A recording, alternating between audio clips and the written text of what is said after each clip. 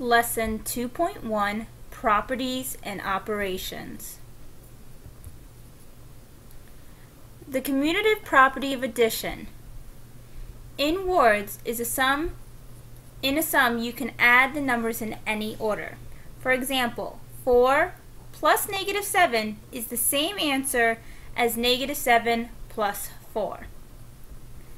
The commutative property of multiplication. In a product, you can multiply the numbers in any order. For example, 8 times negative 5 will have the same answer as negative 5 times 8. Commutative property I think of as commuting from home to school. It doesn't matter how you get there, you'll still get to school. So you can use the bus or a car. Doesn't matter as long as you get the same answer. So it doesn't matter what order the numbers are in addition and multiplication, you can multiply or add in any order.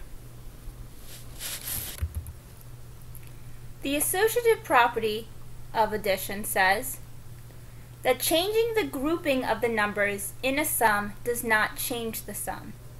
For example, 9 plus 6 is grouped together in parentheses, and then you would add 2. But because it's addition, you could group the 6 and the 2 together and then add the 9 after. The grouping of the numbers does not matter. For this example, 9 plus 6 is 15. When you add 2 to 15, you get 17. On the opposite side, 6 plus 2 is 8, and when you add 9, you also get 17. You can see the grouping of the numbers can be in any order when you're adding all three numbers or more numbers. The same thing goes for associative property of multiplication. You can group the numbers in any order. It does not change the product, so the grouping does not matter. You can see 3 times 10 is grouped first. That's 30. 30 times 4 is 120. On the other side, because of the parentheses, I do 10 times 4 first, then multiply by 3. You still get 120. I like to think of the associative property as being associates. If you're not sure of the word associates, it's like people that work together. Like Mr. Opreska and I are associates because we work together, or Mrs. Jagnow and I, or Mr. Shea and I are associates because we work together. Just like the numbers are working together when they're grouped together. Example 1. This week you rode in a car for 42 miles, rode a bike for 5 miles, and rode in a bus for 23 miles. Find the total distance. The total distance is the sum of the three distances. So the problem is on the left side. And we're going to use the order of operations to do this. So I'm going to group the two numbers that I'm going to start with. Using the commutative property of addition, I'm actually going to reverse these two numbers because it's going to be easier for me to add 42 plus 23 first and then add 5.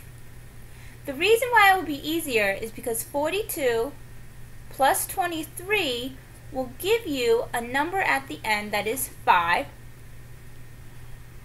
And what do you know about 65 plus 5?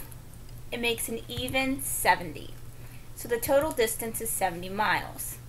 I know you're thinking, well, why do I have to do this? It just is to make the problem easier for you to solve so you don't have to get out a calculator or do harder math in your head. If you would have done it without changing anything, you would have gotten 47 plus 23, and maybe that would have been a little harder for you to see. Again, it's just a way to make it easier. You don't have to use the properties if you feel like you can do it without it. Let's evaluate example 2, 4 times x times y, when x equals -8 and y equals 15. So let's substitute in -8 for x and 15 for y. Remember, we put the parentheses, and I'll show you with how I would do it if I didn't have the note-taking guide. So you have 4 times -8 times 15. Is there a way that I can move these numbers around to make it easier to solve? Well, I think that I can do 4 times 15 in my head. And I'm going to get a number that's going to end in a 0. Anytime you're adding or multiplying, if a number ends in 0 or 5, I try to find that first because it's easier to solve. Here, they're just going to show you that they're going to flip the numbers around so that the 4 and the 15 are together. They like to do a whole bunch of problems at once. I actually would probably skip this step and probably even skip this step, and then just go to the fact that I'm going to put in parentheses or brackets, I'm going to put the 4 and the 15 together, because I know 4 times 15, think about it, 2 15s is 30, so another 2 would make it 60. Now I have -8 times 60. The reason why it's easier to solve multiplication with a 0 at the end is that I really don't need the 0. I can just do 6 times 8, which is 48, and then bring down or add the 0 at the end. Now remember, different signs when you're multiplying, your answer should be -480. In this checkpoint, you're going to evaluate the expression when x equals 7 and y equals 25. So let's substitute in for x, 7, and then add y, which is 25. So rewrite the problem first. Please pause the video and solve problem number 1. Number 1, you first want to do multiplication that's inside the parentheses. 2 times 7 is 14, add 25.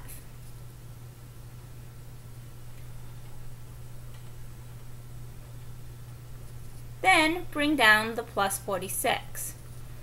Now, can you move these numbers around so that something is easier to solve? Well, I know that 4 plus 6 is going to get me 10. So that might make it easier to solve if I do that first. So I'm actually going to move the 46, because it's all adding, I'm going to move it next to the 14 and add 25 at the end. Well, 14 plus 46, there's your 10, that's 60. So 60 plus 25, now you can see that's 5, 6 plus 2, 85. Number 2, substitute in what x is. The square goes with the x, that's the only thing it belongs to, times the y, which is 25. Okay, you have to solve the exponent first, which is 49. Please pause the video if you have not done so already so you can complete the problem.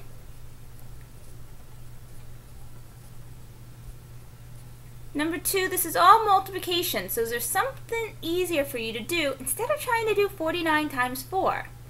Well, 4 times 25 is going to be easy to solve, and I know that's going to be easier to solve because that is 100.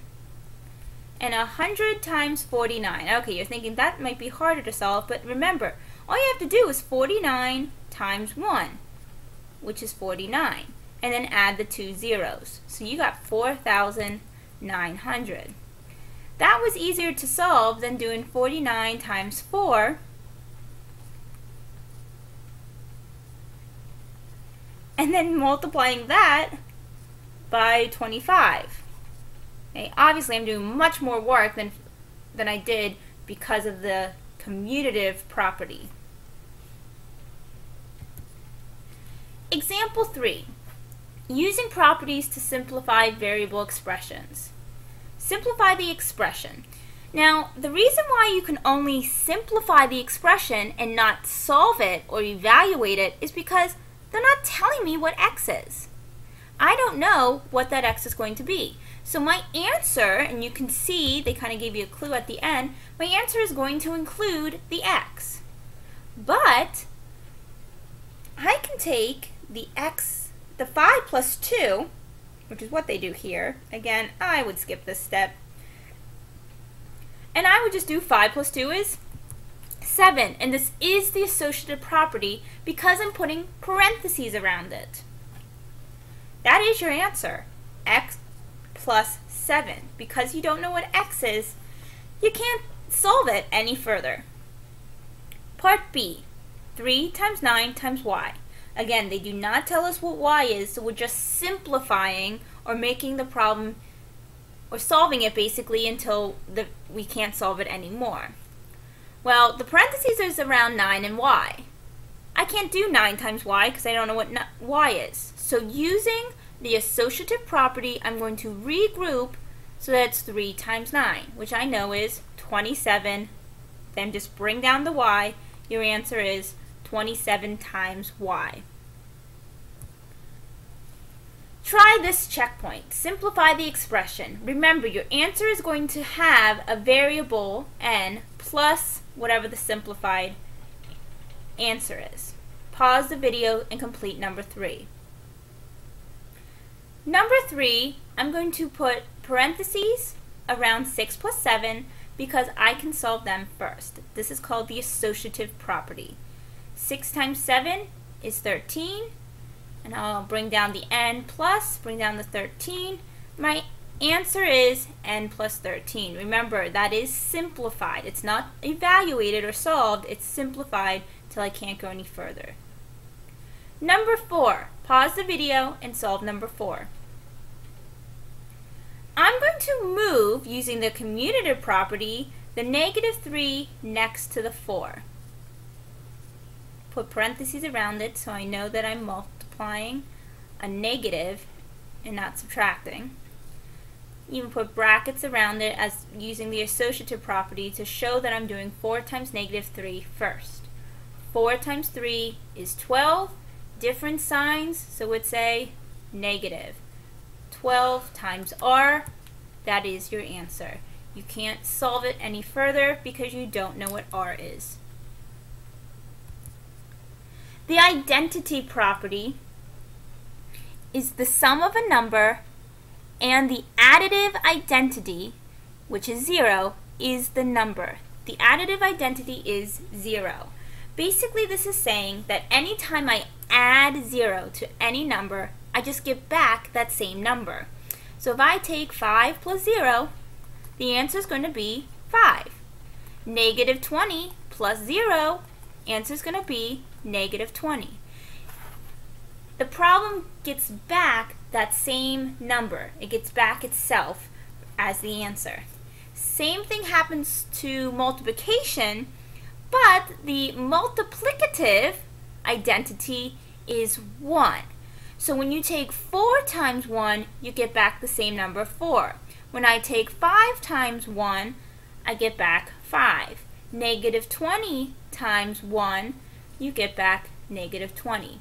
You will need to know what the multiplicative identity is, which is 1, and also what the additive identity is, which is 0. Example 4, identify the properties. Use the notes at the top to help you. In part A, the grouping is different, so it's associative property. Part B, you can see we started with 0 plus b, we ended up with b, so it's the identity. We got the same number back. Part C, again, we got the same number back, so it's multiplicative identity, which was 1, which is identity property of multiplication. And in D, the order is different, which is commutative property. Pause the video and identify the property for 5 and 6.